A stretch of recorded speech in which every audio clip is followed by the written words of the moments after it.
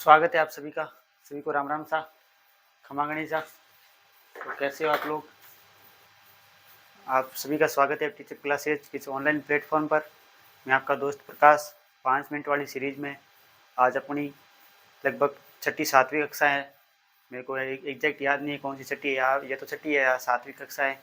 तो बिना टाइम की वेस्ट किए शुरू करते हैं आज का कंटेंट।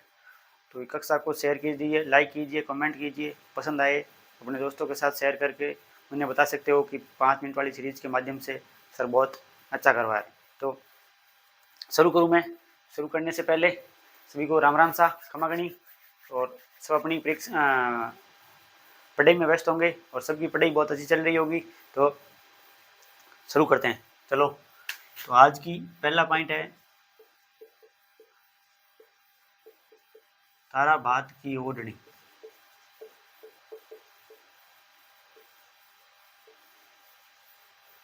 आज का पहला पॉइंट है तारा भात की ओढ़नी। ये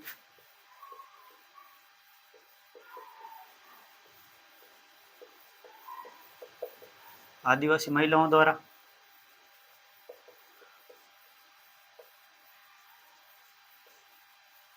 ओढ़ी जाती हैं। आदिवासी महिलाओं द्वारा ओढ़ी जाती हैं। अष्टकोणीय होती हैं। और मैं बात करूं तो ज़मीन पर जो मैंने बताया आपको बड़ी वाली कक्षा में कि ये ओढ़नी होती है, इस पर ये जो ज़मीन होती है, ये ज़मीन होती है, ये वाला भाग इसमें ज़मीन कहा जाता है। ज़मीन पर लाल व भूरे रंग के तारे जड़े होते हैं। लाल और भूरे रंग के तारे, लाल व भूरे रंग के तारे, लाल और भूरे रंग के तारे होते। तो इस प्रकार अपने ये तारा भात की ओढ़नी हो गई। और बात करूं मैं नंबर 2 की, तो नंबर 2 है लाल भात की ओढ़नी। लाल भात की ओढ़नी। बात करूं मैं लाल भात की ओढ़नी, तो ये लहरिया के समान बिंदियों से निर्मित होती हैं। लहरिया के समान बिंदियों से निर्मित होती हैं। इसे भी आदिवासी महिलाओं द्वारा ओढ़ा जाता है। आदिवासी महिलाओं का वस्त्र है, आदिवासी महिलाओं का वस्त्र। और ये लहरिया के समान, ये लहरिया के समान होती हैं और लहरिया के समान होती है और बिंदियों से निर्मित होती हैं। बिंदियों से निर्मित, बिंदियों से निर्मित होती हैं। और बात करूं मैं नंबर 3 की, तो नंबर 3 अपने कैरी भात की ओढ़नी। कैरी भात की ओढ़नी। तो बात करूं मैं कैरी भात की ओढ़नी, तो ये लाल पीले व सफ़ेद रंग से निर्मित होती हैं। और ये भी आदिवासी महिलाओं द्वारा, आदिवासी महिलाओं का वस्त्र है। आदिवासी महिलाओं का वस्त्र लाल पीले व सफ़ेद रंग से निर्मित। तो अपने ये तीनों ओढ़नियों की बात की, जिसमें ये तीनों फैक्ट, तीनों सब कॉमन है। इसमें ये चीज़ें कॉमन है। कैरी भात की ओढ़नी, लाल भात की ओढ़नी और तारा भात की ओढ़नी। और आगे बात करूं मैं जामा की, जामा। और बात करेंगे पायजामा की। दोनों चीज़ों की बात अपन करने वाले हैं। सबसे पहले मैं बात करूं जामे की, तो गले से लेकर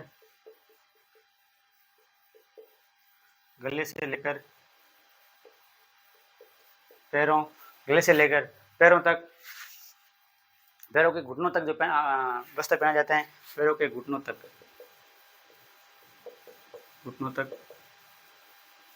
पुरुषों का वस्त्र, ये पुरुषों का वस्त्र है। और ये गले से लेकर पैरों के घुटने तक पहना जाता है। और बात करूं मैं पायजामे की, तो पायजामा कमर से लेकर पैरों की कलाई तक, कमर से लेकर कमर टू पैरों की कलाई तक। और राजस्थान में जयपुर के शासक सवाई माधो सिंह सेकंड के जामे व पायजामे की लंबाई सर्वाधिक थी और इनके पायजे की लंबाई सर्वाधिक और ये अकबर के काल में प्रचलित हुआ था। अकबर के काल में सबसे ज़्यादा प्रचलित हुआ था। तो आज की ये छोटी सी अपनी कक्षा में जिसमें हमने 5 फैक्टों के बारे में बात की जो कि राजस्थानी वेशभूषा से संबंधित है। इसमें कन्फ्यूजन वाली चीज़ें ये हैं तारा बात की ओढ़नी, लाल बात की ओढ़नी और केरी बात की ओढ़नी, जामा और पायजामा। तो इस प्रकार ये अपना आज का सेशन था, छोटा सा सेशन था जिसमें हमने पढ़ा था तारा बात की ओढ़नी आदिवासी महिलाओं द्वारा ओढ़ी जाती हैं और ये अष्टकोणीय होती हैं, लाल या भूरे रंग के तारे होते हैं। लाल बात की ओढ़नी आदिवासी महिलाओं द्वारा आदिवासी महिलाओं का वस्त्र है और लहरियों के समान बिंदियों से निर्मित होती हैं। और बात की हमने केरी बात ओढ़ने की, आदिवासी महिलाओं का वस्त्र लाल, पीले और सफ़ेद रंग से निर्मित होते हैं। और बात की हमने जामे की, तो जामा गले से लेकर पैरों के घुटनों तक पहना जाने वाला वस्त्र जो पुरुषों द्वारा सामान्यतः पहना जाता था। और उसके बाद बात की हमने पायजामे की, तो पायजामा पुरुषों को गले से लेकर पैरों की कलाई तक पहने जाने वाला वस्त्र जिसे सामान्यतः जामा कहा जाता है, पायजामा कहा जाता है सॉरी। और ये जयपुर के महाराजा माधो सिंह सेकंड के जामे और पायजामे की लंबाई सर्वाधिक थी और ये अकबर के काल में सर्वाधिक प्रचलित हुआ था। तो आज की कक्षा अपने यहीं समाप्त करते हैं, मिलते हैं अगली कक्षा में। राम राम सा, खमा गणी।